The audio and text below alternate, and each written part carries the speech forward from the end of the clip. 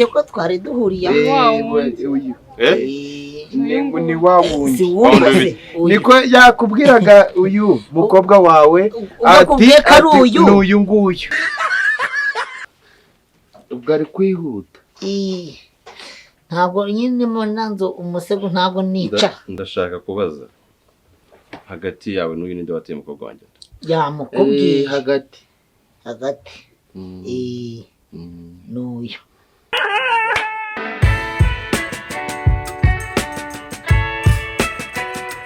Koza mama narwaye inzoka.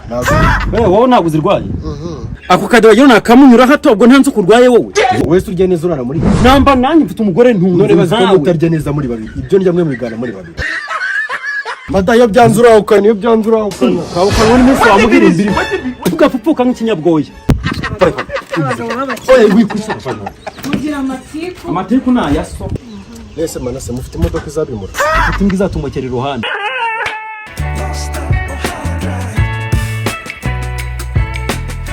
Sibyo ndimo ubirimo he wibere mu kuririmba wo. Hanyuma se bakubwiye ko aya masahani nayo sa ndi kuririmba. Ariko wabanje ugakora kimwe kuri karya ruguru mwa.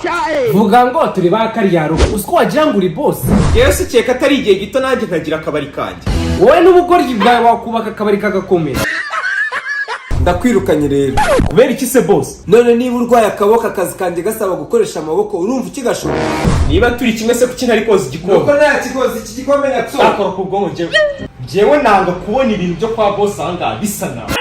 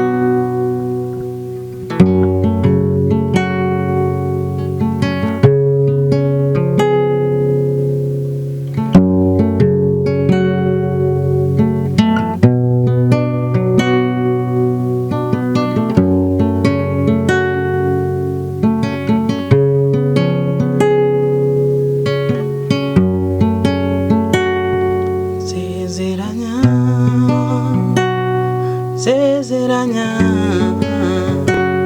sezeranya sezeranya sezeranya sezeranya sezeranya sezeranya isezerano wembe tugiranye nanumuteze kuri senya